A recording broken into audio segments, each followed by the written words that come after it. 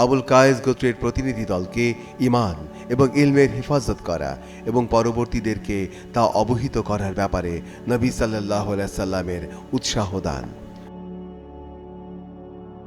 বুখারী শরীফ হাদিস নাম্বার 87। মোহাম্মদ ইবনু বাশশার রহমতুল্লাহ আলাইহি আবু জামরা রহমতুল্লাহ আলাইহি থেকে বর্ণিত, তিনি বলেন, আমি ইবনু আব্বাস রাদিয়াল্লাহু আনহু ও লোকদের মধ্যে দোভাষীর কাজ করতাম। একদিন ইবনু আব্বাস রাদিয়াল্লাহু আনহু বললেন, আব্দুল কায়স গোত্রের প্রতিনিধি দল নবী সাল্লাল্লাহু আলাইহি সাল্লামের কাছে এলে তিনি বললেন, তোমরা কোন প্রতিনিধি দল? অথবা বললেন, তোমরা কোন গোত্রের?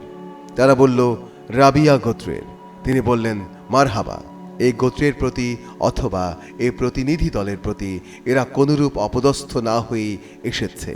তারা বলল, আমরা বহুদূর থেকে আপনার কাছে এসেছি, আর আমাদেরও আপনার মাঝে রয়েছে কাফিরদের এই মুজার গোত্রের বাস। আমরা শাহর-ই হারাম ছাড়া আপনার কাছে আসতে সক্ষম নই। সুতরাং আমাদের এমন কিছু নির্দেশ দিন যা আমাদের পশ্চাতে যারা রয়েছে তাদের কাছে পৌঁছাতে এবং তার ওসিলায় আমরা জান্নাতে দাখিল হতে পারি। তখন তিনি তাদের 4টি কাজের নির্দেশ দিলেন এবং 4টি কাজ থেকে নিষেধ করলেন। তাদের এক আল্লাহর উপর ঈমান আনার নির্দেশ দিলেন। তিনি বললেন, এক আল্লাহর উপর ঈমান আনা কি রূপে হয় জানো? তারা বলল, আল্লাহ ও তার রাসূলই ভালো জানেন।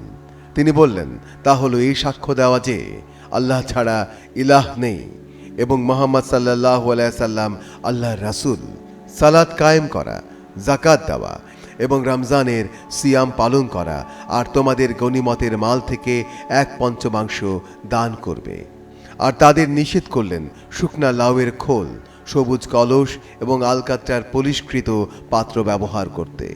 শুবা বলেন, কখনো আবু জামরা খেজুর গাছ থেকে তৈরি পাত্রের কথাও বলেছেন, আবার তিনি কখনো নাকিরের স্থলে মাকির বলেছেন।